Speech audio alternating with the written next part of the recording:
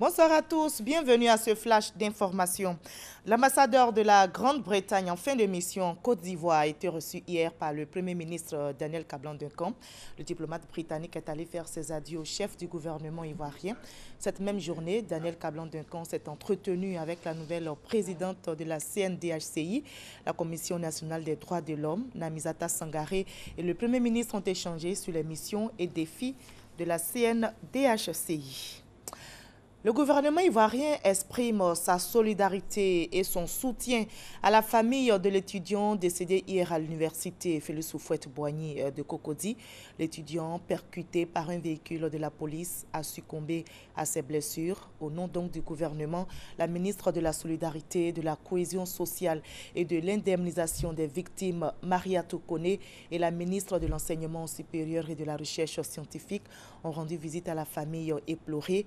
Les parents du jeune Alaba Roland Bonaventure ont été réconfortés par les membres du gouvernement.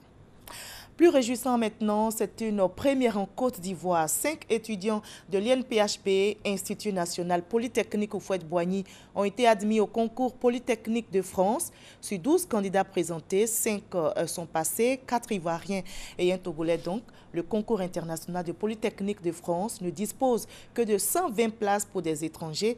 Le Sénégal enregistre 3 admis et la Chine, un seul admis.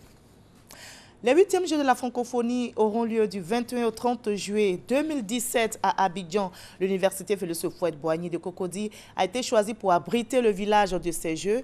Alors, les étudiants sont appelés à libérer les chambres afin que les travaux de réhabilitation puissent être effectués. Eh bien, c'est pour avoir une issue heureuse sur une telle décision que les ministres Maurice Kouakou Bandaman, Albert Amichia François et Sidi Tiemoko Touré ont échangé avec les étudiants au siège du Comité national des Jeux de la francophonie. Une rencontre entre les ministres Maurice Kouakou Bandama, Amichia François, Sidi Touré et les étudiants de l'université Félix Houphouët-Boigny de Cocody au Comité national des Jeux de la francophonie. Le campus universitaire de Cocody est le lieu choisi pour abriter le village des 8e Jeux de la francophonie en Côte d'Ivoire en 2017.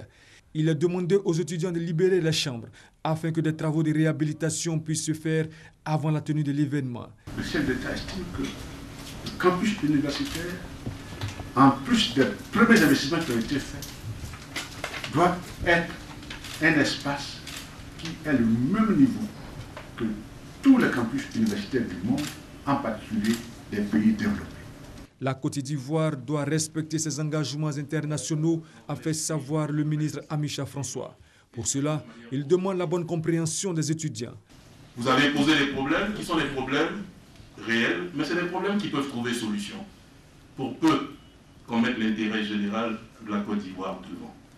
Pour peu que nous disions qu'il y a des sacrifices nécessaires qui peuvent aboutir sur des lendemains heureux. Si nous avons pris ces engagements, c'est parce que nous savons que le contact entre jeunes de plusieurs pays apporte toujours quelque chose.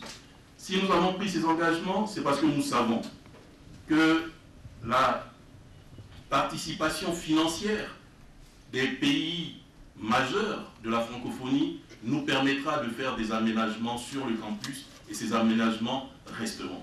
Le ministre de la Promotion de la Jeunesse, de l'Emploi des Jeunes et du Service civique, Sidi Tiemoko Touré, rassure les étudiants quant à la prise en compte de leurs préoccupations avant de les inviter à aider le gouvernement à réussir ces 8e Jeux de la francophonie prévus du 21 au 30 juillet 2017.